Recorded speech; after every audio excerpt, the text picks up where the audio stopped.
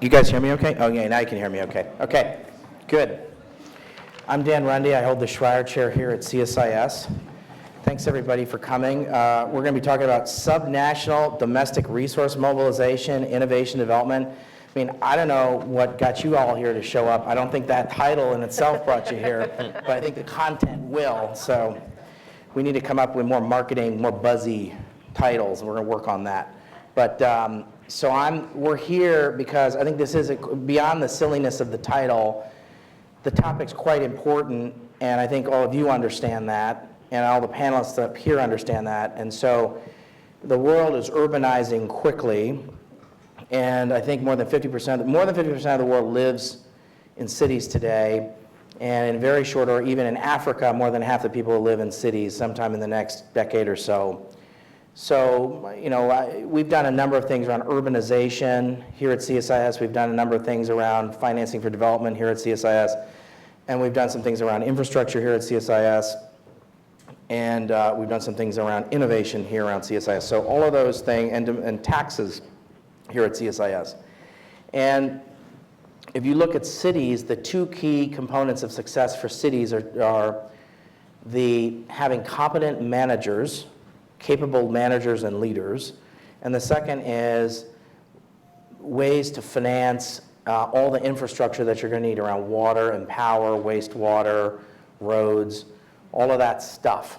And so when the Global Innovation Fund came to us, and we're going to talk about the Global Innovation Fund in a second, they said, we really want to look at this issue because we're working on a whole series of fronts around innovations and technologies. We're working with a behavioral team, and we want to talk about that as well, that all relate to this. And could you help us bring some folks together? So we convened a group here in Washington, and we did one in Europe.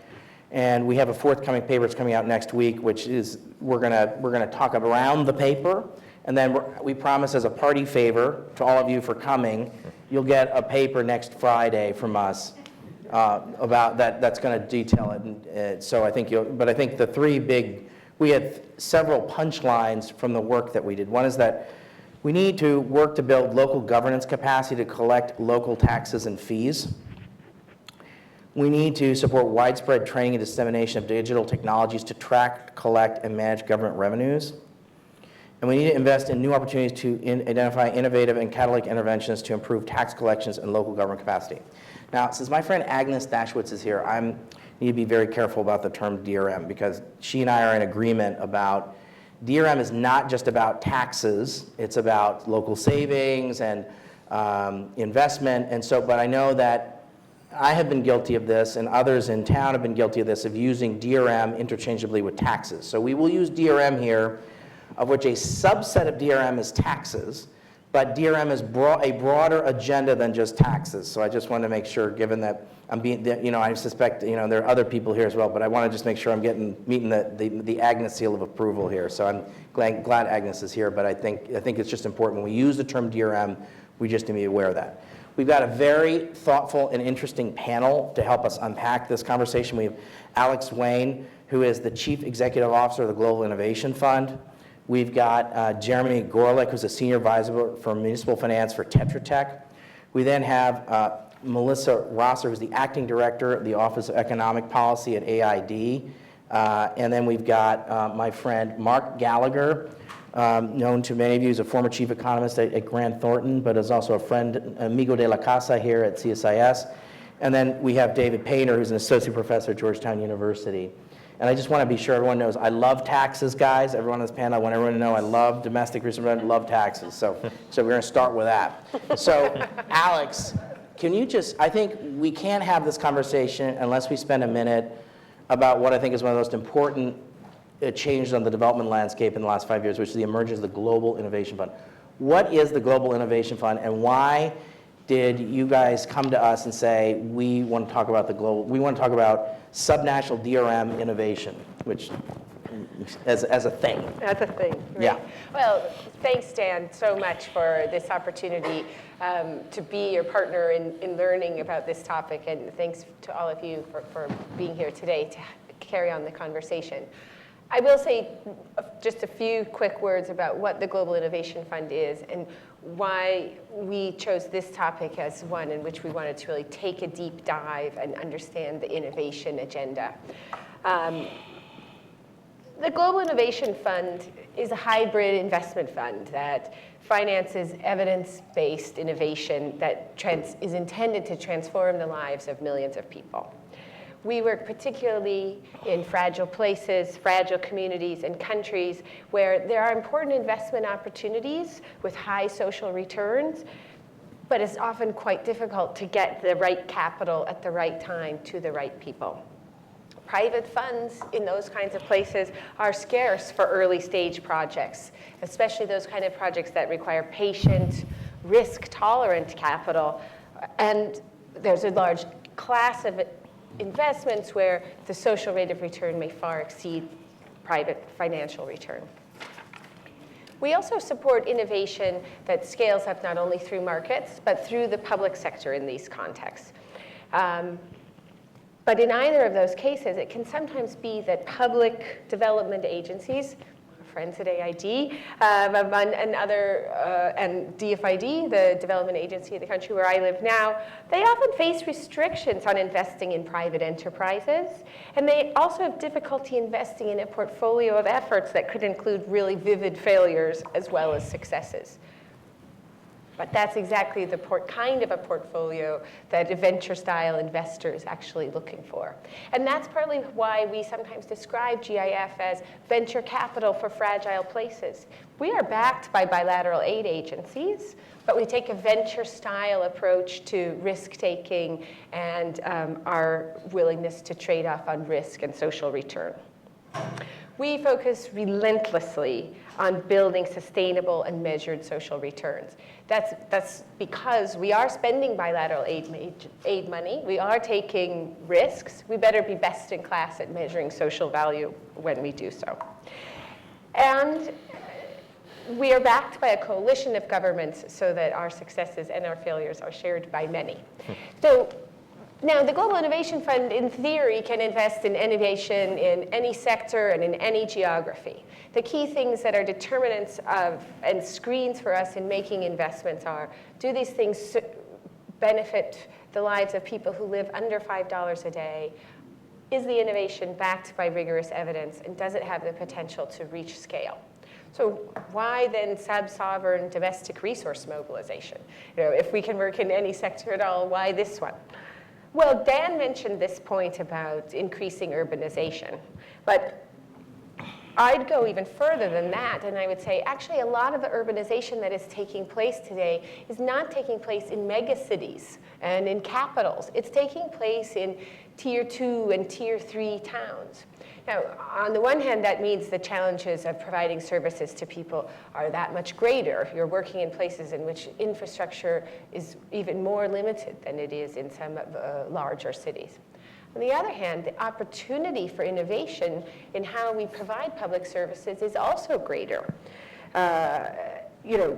If you want to make change in Nairobi or in Dhaka, you have many, many challenges of retrofitting, and you have many, many vested interests that must be grappled with. Opportunities for innovation in how we provide public services may be much greater in Khulna, Bangladesh, or Kisii, Kenya, in which we have the opportunity to do things differently, to think about, do we want stormwater drainage to work the way that it always has? Do we want Victorian-era sewerage, or is there something else to be done in this setting?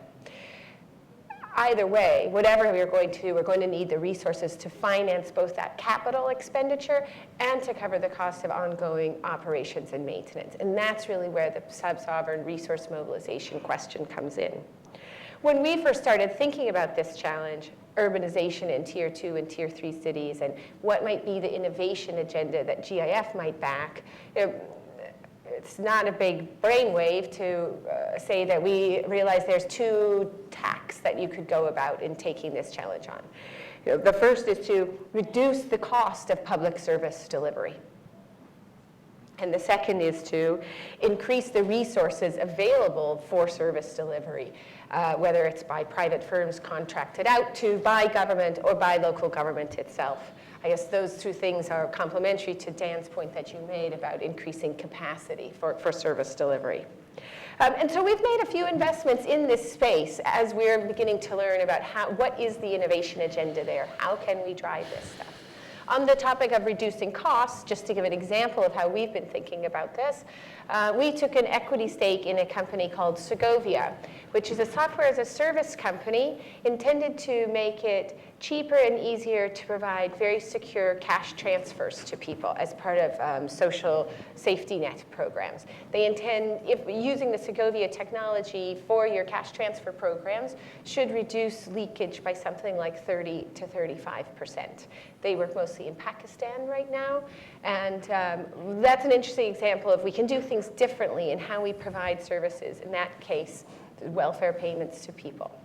On the other side of the equation, we made an investment in a group called Behavioral Insights Team, the UK Nudge Unit, who are working with city governments in Guatemala, Bangladesh, and Indonesia to create incentives for people to pay their local taxes. So behavioral nudges in the form of letters, reminders, shaming messages to encourage people to pay their taxes. So we've made a few investments in this space, but we know that we need to get smarter, and we need the expertise of people like my distinguished fellow panelists, those of you who are here in the room, to help us make sure that the unique kind of things that GIF can do to drive an innovation agenda are deployed in a smart way in a space that we're convinced is very important, and we just want to make sure we're as sharp as possible as we begin our investment here. So thank you again, Dan. You're welcome. So one component of the Innovation Fund's work is you want folks to read your stuff and copy it shamelessly and scale it shamelessly, right? That's for sure. So one of the reasons to do these sorts of things isn't just to say I'm going to do 1 or 2 pilots in various nameless towns that I've never heard of in Bangladesh or Kenya, but are going to be big cities really shortly.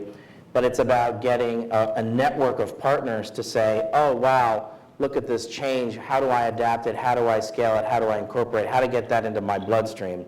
So could you just spend just 1 second about that? So one thing is to fund, so maybe it's just, now we're always available to help you here at CSIS, but I think how are you getting these changes and these innovations, how are you getting them into the bloodstream of the partners that not only are you're taking the risks, but how are you taking the learnings and getting people to get that into their bloodstream? How are you doing that? So that's a great question, and partly, you try to find line between really supporting entrepreneurs on their journey and helping them actually keep their eye on the ball of achieving their particular goals that they have in the context in which they're working, but knowing also that it is part of our mandate to get those lessons out into the wider world beyond the place that entrepreneur might be really thinking about.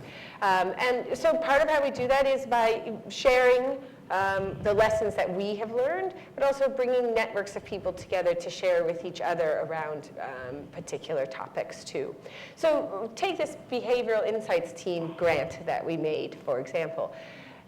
They had actually been working in Singapore and Australia and were beginning to work in more middle-income countries using their approach of basically partnering with revenue authorities to run rapid A/B testing, randomized controlled trials to figure out what kinds of different messages encourage more tax compliance. We worked with them and we started a dialogue with them in which we said, love this stuff in Australia, Singapore. They started to work in Guatemala. And we said, what's your appetite for really trying to go and work in some more harder places? We'd be willing to be patient, back you, give you some money to learn and experiment with, if you'll go and try and take this approach into the Bangladesh, Indonesia places in the world. And so part of it is gently nudging ourselves as well, people to think beyond their comfort zone. Okay, thanks a lot. So Jeremy, you work with Tetra Tech, you're a senior advisor in municipal finance. Could you just give, you've thought a lot, you've worked a lot in public financial management, you've worked with municipalities. Could you just talk a little bit about how you think about this issue of innovation and how that matters to the work you do? Sure. Thank you very much, and thank you everybody for being here. My name is Jeremy Gorelick, and I really found both of the things you said to be really interesting. From my perspective, I listened to this, and I think from a really different perspective, though, because I look at how this leads to more innovative financial instruments. And so I see this as a stepping stone to get to the types of things that I look at. What I look at are municipal bonds or other types of instruments that are really new in a lot of the global south. And so I've spent about 6 years working as the lead technical and financial advisor for the city of Dakar, which for those of you who follow what's going on or followed what was going on a couple of years ago, know that this was a city that was poised to launch the first municipal bond in Francophone Africa and one of the first in sub-Saharan Africa. So a really exciting thing that was going on, but didn't end up happening. And so I can talk a little bit about that, but before I get to that, I just wanted to share that what you're talking about, like I said, is so important, because when I think about creditworthiness and when I think about municipalities being able to demonstrate their ability to raise finance, you have to look at some of these key metrics. What's the billing efficiency? What's the collection efficiency that the cities are demonstrating? And it's a lot of different partners that come together to try to make that happen, whether it be the World Bank, whether it be aid, whether it be others who come in and do this type of work to support cities in what they're looking to do and try to increase their overall collection. But the problem is that you don't have enough money coming in from own source revenue to meet the capital needs. And so what I look at are what are the other ways that we can raise money for the capital investments that cities need. And so it's a question not just of creditworthiness, but it's also the bankability of the projects themselves. And we all know that it's important to demonstrate the financial sustainability, the social sustainability, all these other elements, but oftentimes that's not enough either. And so again, it's really important to think about how do we signal to the markets that cities are ready. And the way to signal that readiness is through better financial management, as well as through bringing in credit enhancements. One of the examples that I think is really terrific is what USAID's DCA has done as far as launching this municipal bond guarantee program. The city of Dakar was due to be receiving a guarantee. City of Novi Sad in Serbia did receive a guarantee, and that helps to catalyze the type of instruments that are so important. And so from my perspective, I know we only have a couple of minutes to share ideas, so I'm going to try to wrap up on one of the most important points for me, which is that it's also a question of looking at the enabling environment in countries as far as what do governments actually allow and want to encourage to see happening. And if municipalities can't issue bonds, for example, because of the fact that there's not the right enabling environment, that doesn't mean that we as the aid community don't try to encourage it. It means that we spend the time doing exactly what you're talking about, of looking at domestic resource mobilization to get cities to a point where they can show a significant track record of good performance, of showing that their budget actually tracks very closely with what their year-end accounting shows, and that there is a level of responsibilities that cities have. So I would say as my final and most important message, don't discount the idea of different types of instruments that can come in. In fact, use this as the prep to get to that point so that cities can invest responsibly and have, let's say, not those Victorian era sewers, but instead something which is far more 21st century. Thank you. Thanks. So Melissa, you're the acting office director for the Office of Economic Policy. You spent a lot of time in the field. And so AID has been a great partner on domestic resource mobilization all over the world, mainly at the national level. And one of the reasons for that is, and certainly if you look at the Financing for Development conference at ADIS in 2015, there's a recognition that there ain't going to be enough ODA, there ain't going to be enough foreign aid to fund all the urbanization, there ain't going to be enough ODA to fund all the water that we want to, that's going to need to, wastewater infrastructure.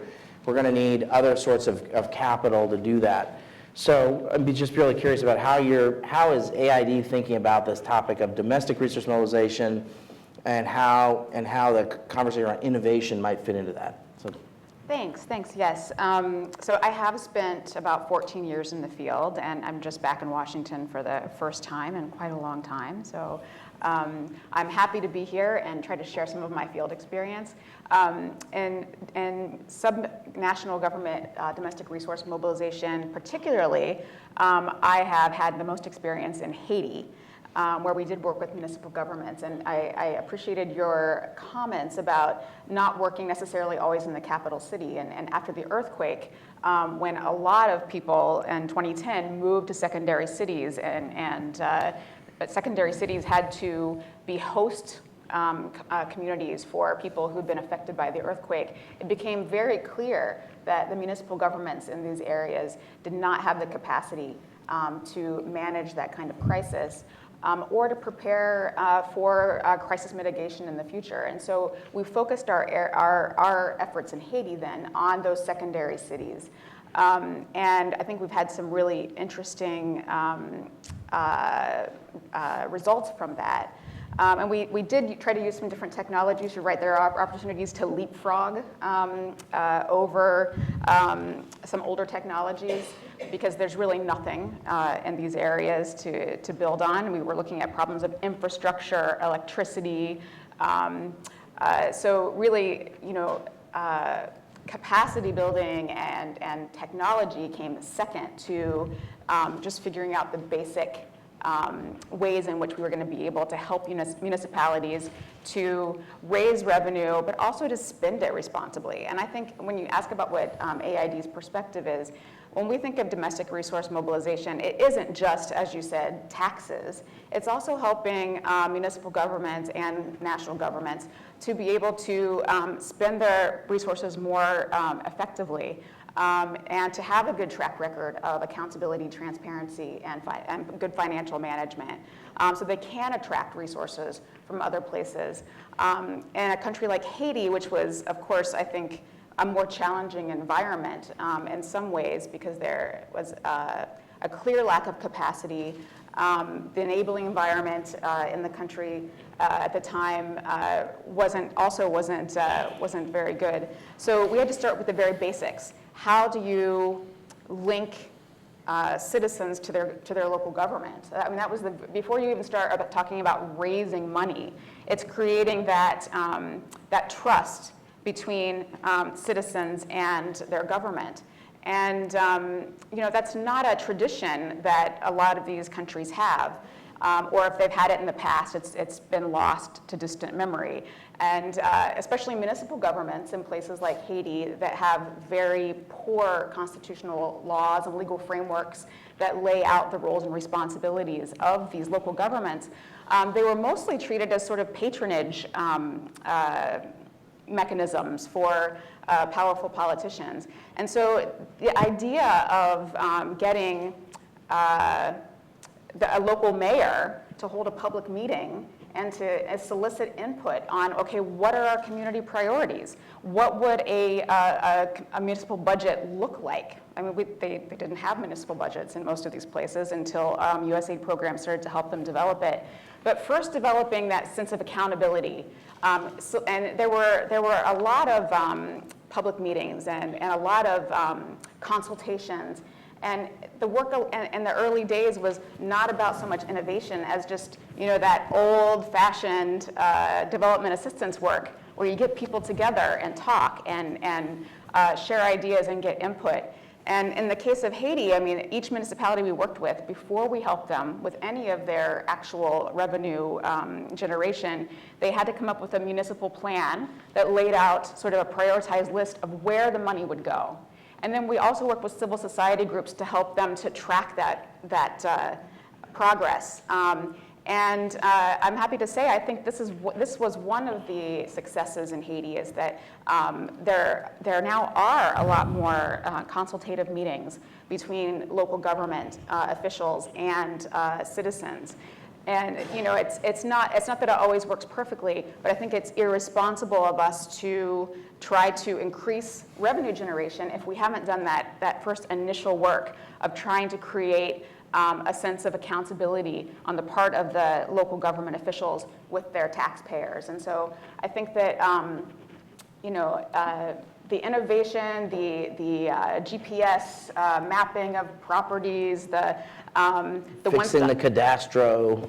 Yeah, I mean, the technological fixes came later, and I think they're really important. But I think especially when you're starting in a context like this, it's important to look first at the political culture and at how you develop some safeguards Because ultimately, it's not about collecting more money, right? What we want to do is we want to have positive development outcomes.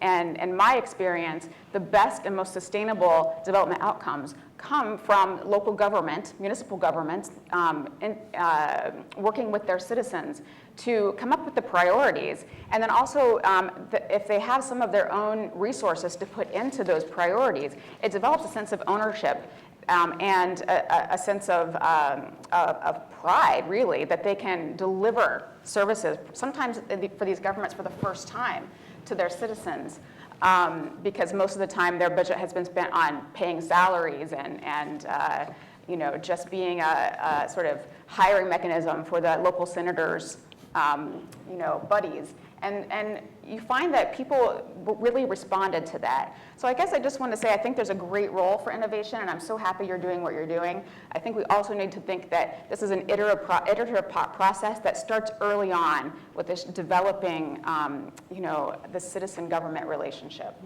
So Melissa, I think one of the points you made here that's really important is that we can't, that tax systems and tax collections is part of a larger conversation about capable governments, but also it's part of a conversation about a social contract with the governed. And it's about accountable governance. It's part of the governance agenda. So thank you for your comments, and thanks. And I learned that when I traveled with Mark Gallagher, who's our next speaker. And Mark's, I want to say everything I learned about taxes I learned through Mark. I can't say it because Bob Wertz is here, and I'd say everything I learned through taxes I learned through Bob Wertz and Mark Gallagher. But Mark, we went to the Philippines together, and we went to El Salvador together. And in El Salvador, AID has a fabulous track record of moving up the amount of taxes collected by the national government. And in the Philippines, that's been it's more of a mixed picture, and it's not a question of interventions or technical interventions. It's all about politics. It sort of was what I took away from our travels together. So Mark, thanks for being here, and I'd love to hear your comments about this topic. Thank you, Dan, and thank you, the rest of the panel, and all of you out there in meeting land.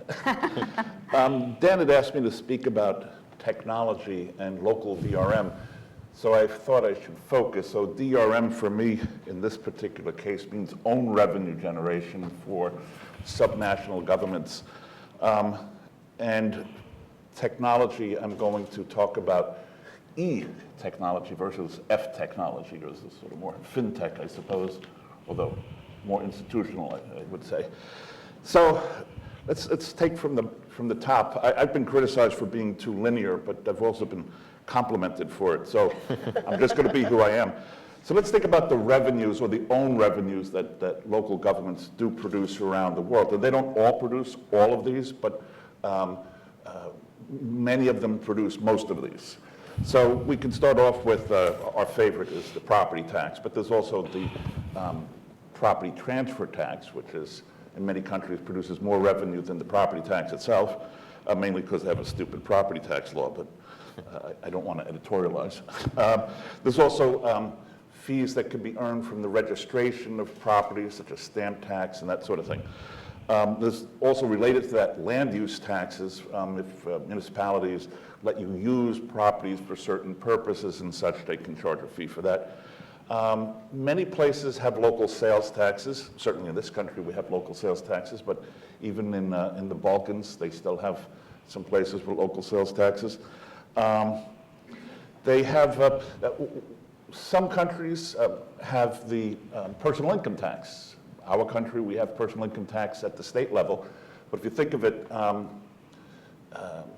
counties in Maryland have what we call a piggyback tax, which is a percentage of the state personal income tax goes to this county, depending on the county that you're resident in. I had introduced this idea in El Salvador using a Nahuatl word. We called it impuesto al cocucho, which is sort of the pupus tax. And they liked it because nobody ever used that term for taxation in El Salvador. The what tax? Impuesto al cocucho. It's a Nahuatl term. It's a local Indian term. Okay. So, I wasn't sure what that was. it's a papus. It's a papus. Okay. I'm not even sure what a papoose is, so I'm going to have to Google it later. Let's call it a piggyback tax. Okay.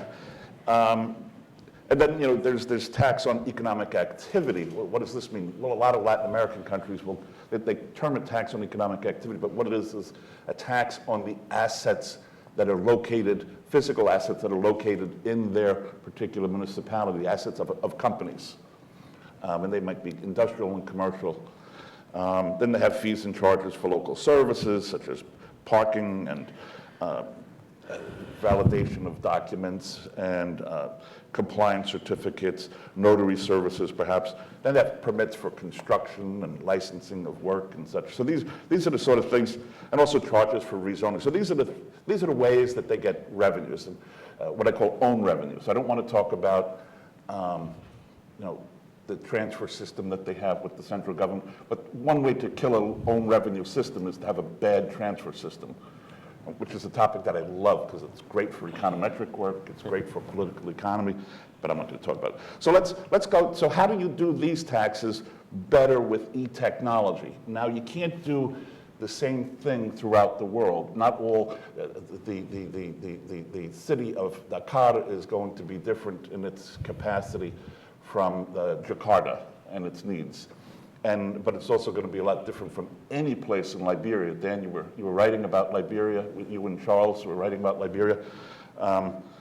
If you think about a secondary city in Liberia, it's not much of a city. Anyway, so what are some of the things that we can use to improve how these taxes work and make it easier? There's a number of ways to improve how taxes work, and one of the ways is to make it easier for people to comply. But it also there's a lot of administrative things that you can do to make your tax system better administratively. So start from the top. The thing that we call a CAMA, a computer-assisted mass appraisal system. This is not new technology, but it's technology that's not yet been diffused enough. Steve Rosler and I were in Uganda speaking with the people from the capital, Kampala government, and they really need a comma, and it's actually feasible. So it's an econometric type of exercise, and you can put it into Excel, and you can link it to GIS, Government Information Systems. It gives you put in certain parameters, and it will give you the value of a property. Then that would give you your assessed value. So you could take these parameters for all 8,000 or 40,000 or 100,000 properties that you have in your locality, and it will give you an assessable amount that you can charge against. So linked to that, we could do better property taxation if we use GPS and link that with GIS. GPS, people can walk around properties with backpacks and get the maps. This technology has been around already for 20 years. GIS has been evolving, so you can include more and more information with that. Not every municipality needs to have quite that much information, but it's not that expensive to have. Another one is drones. You can use drones for finding assets that need to be included within the tax base. Mark, can I just interrupt you for a second? Have you seen a municipality use a drone yet to do that? I have not, but I have seen a municipality use the next one, which is satellite imagery. And I have a little story that I've written up here. In Greece, one measure taken to collect revenue from wealthy but tax-averse householders was to tax private swimming pools. In fact, they did the same thing in Jordan, but not with, they didn't use satellite imagery though, they used helicopters, because they have lots of helicopters. And because the minister, Abu Habor, wanted to go up in a helicopter. Of course. Anyway, so in this upper middle income country of 11 million people, only 324 people from the what's called the smarter suburbs of Athens had been registered as having a swimming pool. But after they used the satellite imagery, they found in those exact neighborhoods that in fact there were 16,974 swimming pools. So that's pretty good return on investment. I don't know what it costs to do the satellite imagery. It was probably close to zero, but see, that's a big increase in swimming pools. Of course, they have to be free of tree overhang and things like that. But so the lesson is to put lots of tree overhang over your pool, right? In fact, in Salt, which was a secondary city outside of Amman, Jordan, a friend of ours, has a swimming pool on the side of a hill. It's not slanted, of course, it's built like this, but he has trees around it, not knowing about the tax at all. They never found him. So I thought you had told him. Did you No, tell him and I'm said, not a get rat. the tree? I can tell you how to do things, but I'm not going to report individuals. Now, there's new technologies or smart technologies that they're trying to apply in terms of neighborhood development. And so this sort of gets at neighborhood services, but it has to do with building neighborhoods for the neighborhood rather than being neighborhoods based on car traffic and things like this. And so development can take place within these neighborhoods, improving the value of those properties within those neighborhoods. And so this information can be linked back and forth between the tracking of the quality of these neighborhoods and the revenues that they can produce. They've done a lot of neighborhood development that actually has led to lower property values and lower property taxation. You can use, and you should relate to this, the use of cost-benefit analysis to real estate values. So I was teaching, I've taught cost-benefit analysis a number of places, but a couple of years ago I was teaching at Columbia University in the CEPA program, and we were doing, how do you value a project such as building a park or improving transport or what have you.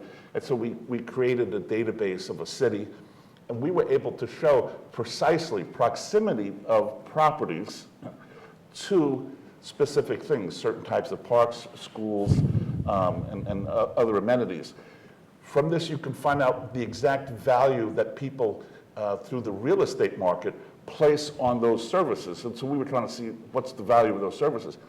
You use the same exact information to figure out how to tax people for those services. So it's an adaptation of the technology. The technology is not an e-technology per se, but e can be built in there. It's more like a regression technology. Now, the last time I was sitting in front of a group here, Dan looked at me after I spoke and he said, well, so I guess blockchain is important. What do you think about blockchain? And my answer was, I don't know anything about blockchain. So I decided I would look into this, and we've been looking into it recently in a number of countries. So countries are now, blockchain is, and I'm not at all expert on this, so don't get me wrong, but blockchain is sort of the next generation beyond the internet, if you will. Blockchain, I'll try not to use technical language, which I don't actually dominate, but the ownership of information is dispersed but controlled. It's controlled through, for information to be valid anywhere, it has to be certified as being valid from other sources. So this is coming up as a, for instance, Equifax should be thinking about this for protecting databases. It's highly secure. Apparently nobody has been able to break into any blockchain systems so far. They have broken into banks for bitcoins, but apparently that's a little bit different. So Bitcoin is based on blockchain. Bitcoin has value because what they call the distributed ledger asserts you have value, and everybody agrees you have value, so that's why it has value. But you can do this for taxpayer registrations. So and we're thinking about this in certain countries. Certain countries are also, and I don't want to go into which countries at the moment. Also, there's the idea of creating what would be an economic identity of a person. Instead of a general national registration number, it's actually this person's economic identity. They own all that data, but it's available via the through these systems, and it's protected, and it can't be changed without your approval. And so we can see how this could be tied to property taxation. It could be tied to property cadasters. Dan, you were asking about cadasters. But it also ties to tenure, because a lot of countries, you don't have clear ownership of these properties. So, and ownership is often disputed. It's not that it's not clear, but it will often be disputed, or people try to steal property and that sort of thing. So this might be both a way of improving the quality of our cadasters, our ownership, and our revenues. I don't want to go too... Another thing we can use in terms of e-technology, is transparency portals. A lot of national governments around the world are producing transparency portals. I've just reviewed a few in El Salvador and Dominican Republic and Guatemala and such. But we can do this at the local level. In fact, this is sort of and what this does is it helps people understand what their money is going for, what money is coming in, how it's being used, and what it's producing.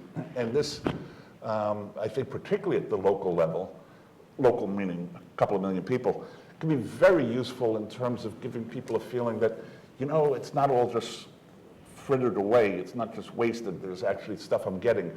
Or it can also help them in terms of demanding services, saying, why is this happening in all these other neighborhoods and it's not happening in ours? So transparency portals, I think, will definitely be seeping down to the local level. I don't know where it's happening yet, but it seems a cheap, innovative way of making a city a little bit better, more transparent, more accountable, and being able to raise more revenues. You can also link to this, you can use, remember we want to make it easier for people to pay taxes, so you can have payment portals. Just as we're using payment portals for national level taxes, you can do this and this is done in a lot of cities too. So you can make it easier for people to pay their taxes. Another one is mobile payments, using telephones to make mobile payments. And this is happening. Africa, I suppose, is really the place where mobile payments in the commercial sector have been thriving. But even some countries at the national level are using mobile payments for taxation. A project I was working on called ESSOR in the Democratic Republic of the Congo, it's a DFID project, is working with the city of Kinshasa to be able to pay, for market people to be able to pay their taxes and such through their phones. This way they have with them their receipts on their phones, and they make them less subject to harassment, and they have their record with them at all times. Now, if we want to keep going crazy, I'll not take too much longer, but there's big data. Big data has a lot of possibilities for national tax systems, but there's so many things that you have to do before you're ready for big data. You can get to it, but there are big cities in the world that are much bigger than a lot of the countries that we work with. So, you know, big data could be very useful in places like Jakarta and larger cities. Yeah. And the last one is integrated tax administration systems. You have these integrated tax administration systems for national level tax systems because they all do the same taxes. You can possibly, they've started developing these commercially for big cities. So that the local city government can talk to the national government? No, the local city government can have an integrated tax administration system. You have to have enough business processes that are similar around the world for it to be commercially viable to produce a commercial off-the-shelf product. And so they're starting to do this. But the problem is there has been so much bad experience with the national level commercial off-the-shelf products, which is where this should naturally work best. So I'm not sure how soon we'll be getting to big cities. So, and I'll stop here. Okay, thanks.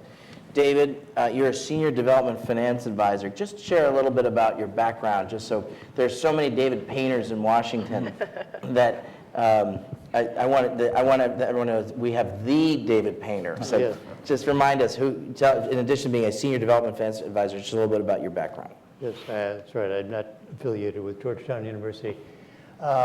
That's another painter. Yes, exactly. That's right. That's why I didn't want to go any further into your bio so you could do it. That's right. Right. That's right. No, I worked for many years, 25 years, with USAID and their foreign service, and almost all of that time I worked on urban programs of various kinds. And so after doing that for many years, then I've sort of moved on to working with a variety of others on, well, how do you finance the cities? How do you get the necessary financing moving? Domestic resource mobilization is really an important concept because of the fact that we're finally, I think, beginning to have a breakthrough in thinking among donors and DFIs and others that official development assistance is almost beside the point. There's not enough of it. There never will be enough of it. And to be able to respond to the scale of investment that is going to have to take place in cities, let alone other places, but certainly in the context of cities, we have to really look at where you can find large amounts of investment resources. So I've been working with the World Bank on a program called the City Creditworthiness Initiative, because fundamentally, cities need to be creditworthy if they're going to be able to access the capital that they need. I'm picking up on Jeremy's point earlier.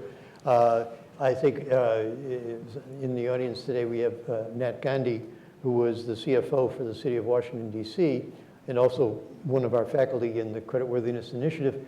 And you know, one of the lessons of Washington, D.C. is you have to really instill a discipline into the process of collecting and managing your revenues.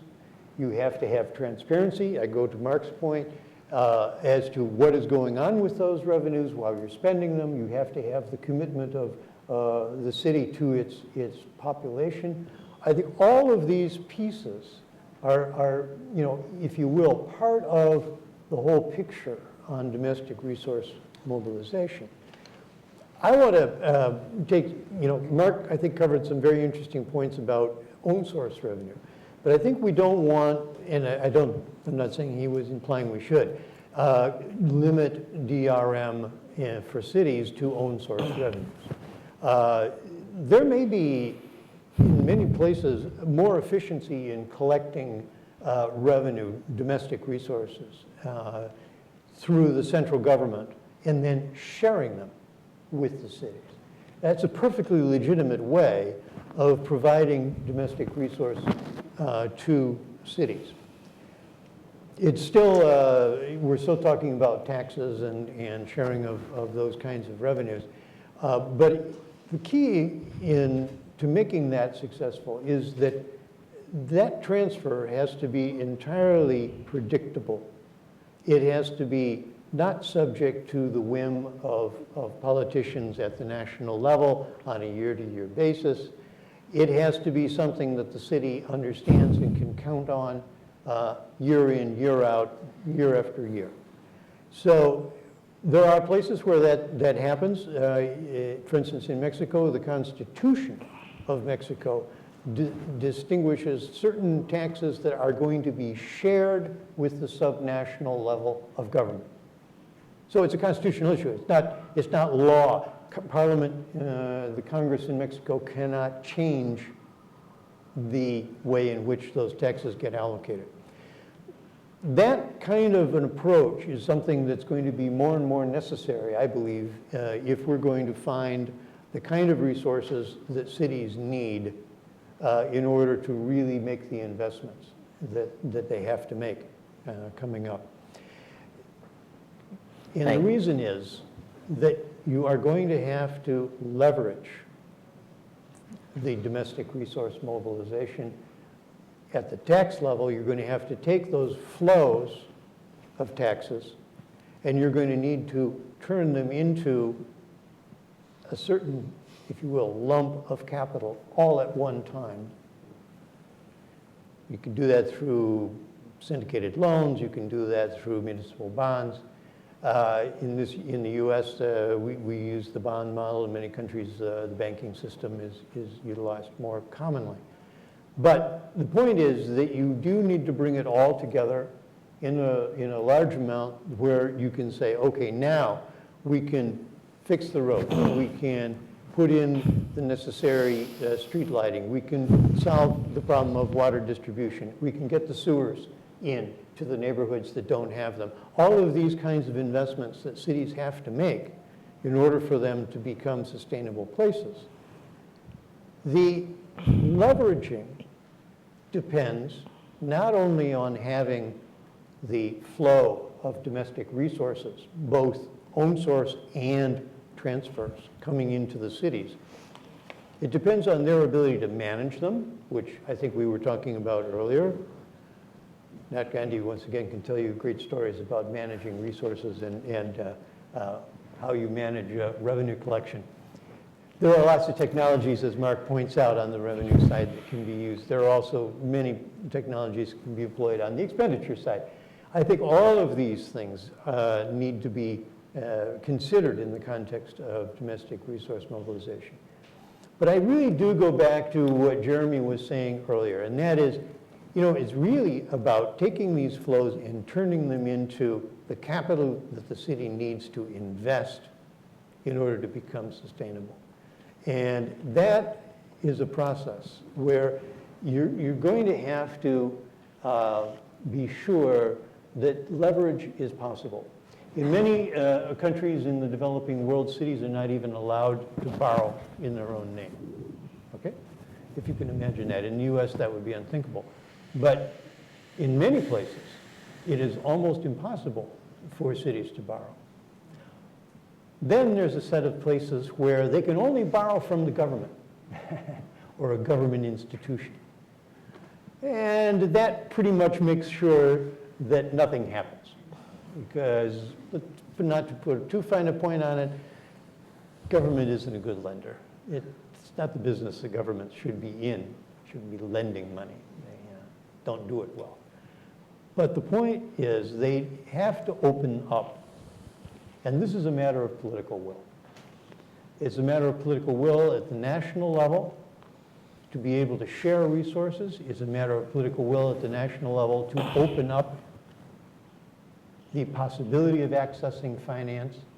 And it's, to some extent, a matter of political will for national governments to develop their internal capital markets.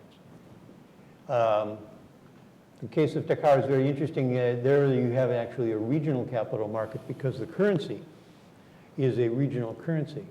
But I think it's very important, for the most part, for cities to be thinking in terms of borrowing in their own currency, not in hard currencies. Dakar being a special case because it's not a hard currency, but it's a regional currency, and therefore they're borrowing in the same currency in which they get their revenues. And I think as long as cities stick to that kind of a model, they're going to be able to avoid what is proven to be one of the most classic risks of all for cities when they go to borrow, and that's foreign exchange risk. So cities that can access capital out of their local capital markets depend on the development of those markets. And so mobilizing resources domestically is a function that capital markets have to play. And if you're going to do it in local currency, it's what the local capital market has to play. So I think you begin backing into a number of different areas where innovation is going to be necessary. Not necessarily because you're looking at something brand new, but because in the countries that we're talking about, it doesn't yet exist, and so you're going to need to do it. And one last point on this is that I think from the context of donors and engagement of the multilaterals and bilaterals, there are about three things that they really need to focus on. First of those is, in fact, capital market development. I think that very little has been done by most donors, including multilaterals, on developing domestic capital markets. The second is creating that access, not only to the financing, but to transaction advisory services. And here I'm going to be a plug to Jeremy, who was, in fact, the finance advisor for the municipal bond that was being put together by the city of Dakar. Well, that is exactly the kind of thing. If you want these things to happen, somebody has got to work with the city to do it. This isn't something that cities do on a routine basis. It just isn't. No city in the US, and Nat will tell you the same thing, no city in the US is ever going to go to Wall Street to borrow without a financial advisor who has helped them to put together the deal. All right? And the same is going to be true whether it's Dakar or Dhaka. Now, AID often has funded some of those kinds of folks, right? The Evans and But not Dodges enough of the world. That, I think, is really the problem. There are models for it within USAID that we can talk about later, but that can be necessary. But another piece of this is something that USAID does very well, which is to provide guarantees, partial credit guarantees, that help to overcome the initial reluctance of private investors in country to put their money into investments in city infrastructure. And I think that's also Thanks a very lot. So David, so I think one of the things you need to take away from this conversation is not just about collecting taxes. It's about having a reliable stream of resources coming into the government that then the government can go and turn around and get even more money from local private savings in a society through the local capital markets or the international capital markets. So if you want to build a big sewage plant, or you want to build a large power plant or roads, there probably isn't not just going to be enough ODA to fund that. There may not be enough at one time the taxes collected in a city government to pay for it, and that's why you need to go and borrow money to do that. But for you to go and borrow money on the capital markets, they need some kind of reliable stream of money. So this is linked to the larger conversation. So domestic resource mobilization for this audience and for this group often is about taxes, but it's also about the larger domestic resource mobilization conversation, which is about how do we mobilize private capital for cities as well. So it's intimately linked to that. I think we should call on a couple folks, and then let's get some of the audience there. You've been a very patient crowd. So I'll take a couple of questions from this audience. So, okay, my friend Bob Wirtz over here. And I want to hear from Agnes Dashowitz as well. So I want to hear from Bob and Agnes. Start with that. Thank you very much. I was really interested to hear Melissa set out the criteria that's needed in her view in order to have minimum standards in governance in order to justify or start a DRM program. I think it's very wise, but I'd like very much to hear the same kind of response from a couple of other practitioners like Mark Gallagher or Jeremy as to what kind of minimum standards they think would be needed on the governance side before we wanted to start. Okay, Agnes, here's a microphone. Say hello. Hi everyone. David, I actually have a question for you because you've mentioned some of the good and maybe some of the challenges that USAID has had in mobilizing private sector investment in this space. We definitely want to learn and find out more. So if you have any specific projects that we can learn from and suggestions for what we should be doing on the side of mobilizing private capital, we would really love to hear that. We're actually partnering with CSIS next week on a roundtable on that topic as well. So I think any kind of suggestions that you can give us would be incredibly welcome, and that goes for the others as well. Okay.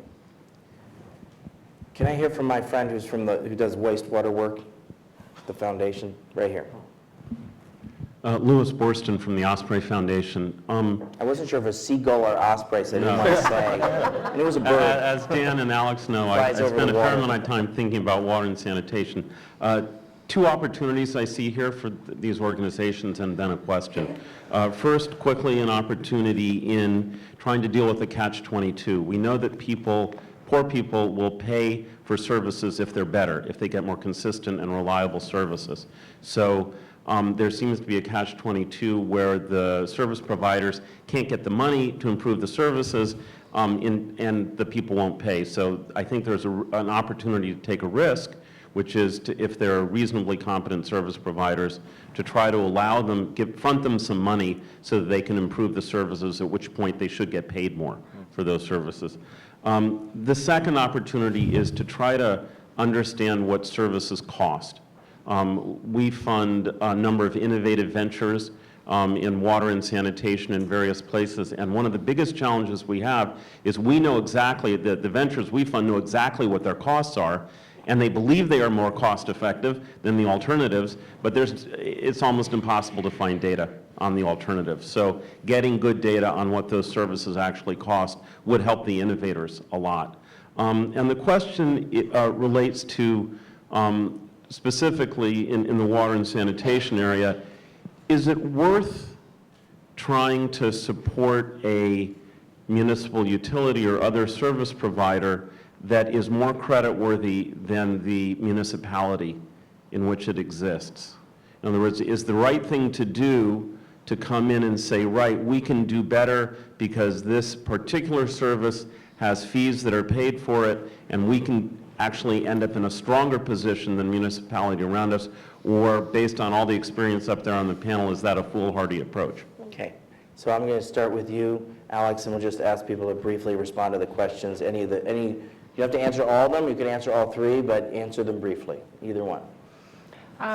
Just responding to Lewis, I'll say, I agree very much with that point about it can be in a bad equilibrium, low willingness to pay, low quality, and you want to get to a good equilibrium of good service, higher willingness to pay. And yeah, I take your point well, that one of the lenses by which to think about the innovation agenda is to try to jump from one equilibrium to another. So I think that's a very good point. I'm actually interested to hear the thinking of others on the panel about your last question as well, about is the city in some sense the right unit of analysis always, as compared to A county or a state or a utility, I suppose, or some kind of public-private partnership. Yeah, so I think that's very interesting, and I think that's a good question, because I think I'm using city as almost a shorthand for sort of a non-federal government, and so I think there are a variety of manifestations that could be a state government, could be the equivalent of a county government, could be some kind of metro regional something or other, whatever, and it could be a public-private partnership. So I think you're putting your finger on a really good point. Thanks, Louis. So, okay.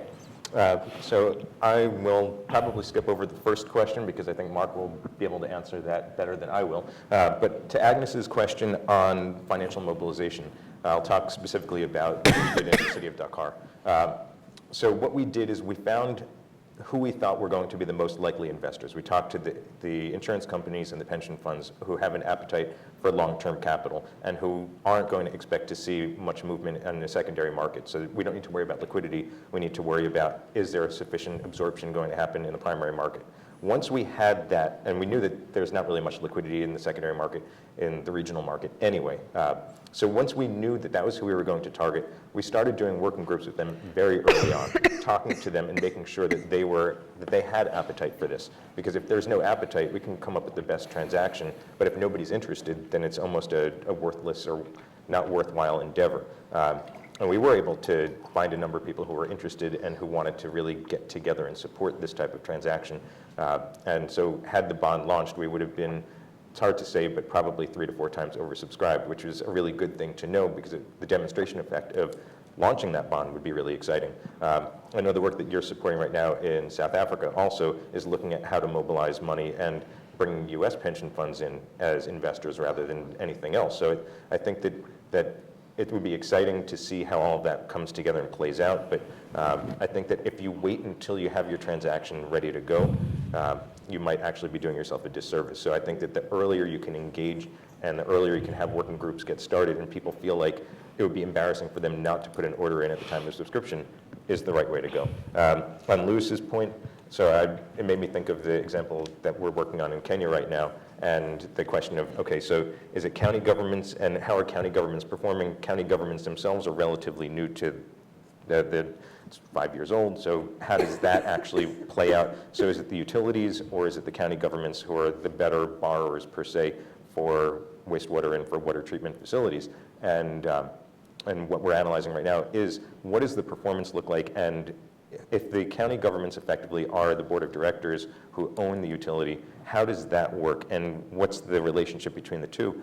But I think that if we can look at this as ring-fenced money that comes in, that sits in a segregated account and can be used for debt service on the capital improvements, that might be a better way to go than to have it be county governments, especially with the way that some of the things have happened in Nairobi with the replacement of the senior management of the utility that was driven by the city and the county government. How does that all play out? So I think that could be a problem as you have changes in administration, knowing that the long-term financing is going to extend far beyond what let's say the administration would be. So my recommendation would be to look at not just the county or the subnational government being the borrower, but potentially how you can have utilities as well. Melissa. So So yeah, I'd just like to say a couple words about the last question, because I think it's really important that we keep our focus on, what is the purpose of domestic resource mobilization? And the purpose is to deliver services and to improve the quality of life, and to have, municipalities or counties, subnational governments be able to deliver for their citizens, for their taxpayers.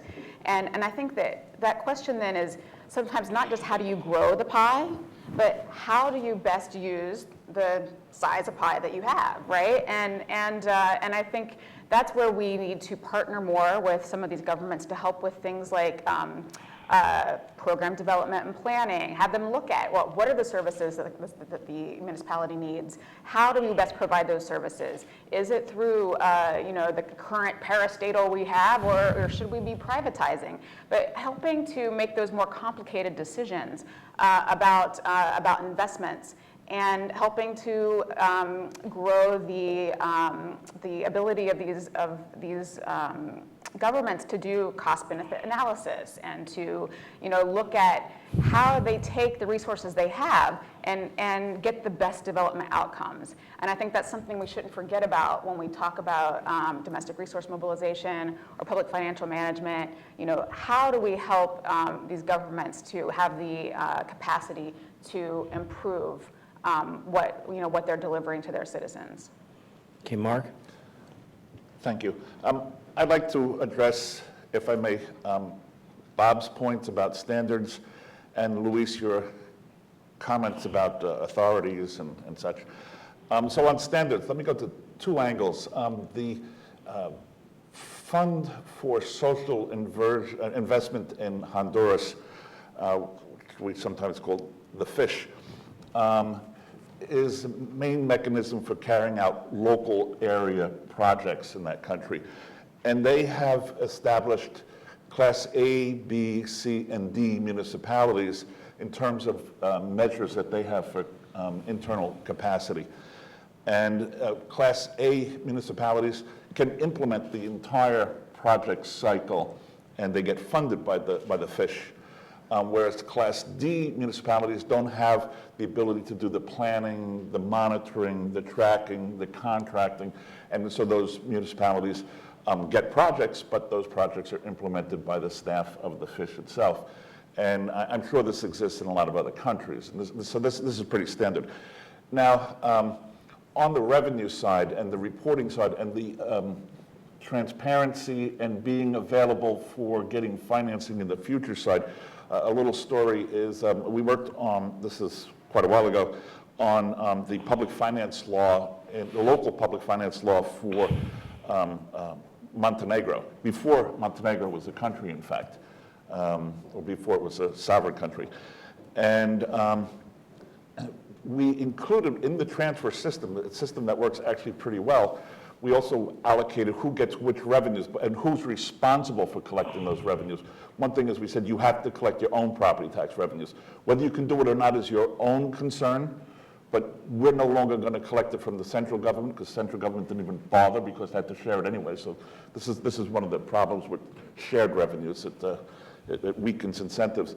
But they required all the municipalities to present their actual spending and their budget in forms that are compliant with, well, to put it easy, on the international standards, Government Financial Management Statistics Manual of the IMF, for instance. So they had to have a chart of accounts that would be, so they had to have this reporting. And if they didn't report, they didn't get the next year's transfers. So you can believe that they were reporting. So that's a standard in a way. That standard, however, and this became very useful, that standard made these municipalities much more transparent and made them, when their property tax revenues skyrocketed, for two reasons: because they had a much better property tax law now, three reasons. They had much better property tax now. The property tax is collected by the municipalities, and the Russians discovered Montenegro at about this time. And so property values, especially places on the coast, just skyrocketed. Kotar, Var, and these places. These places now became places that could borrow. They had the capability of borrowing, they had creditworthiness, and they actually had a future stream of revenues that they can call upon as guarantee.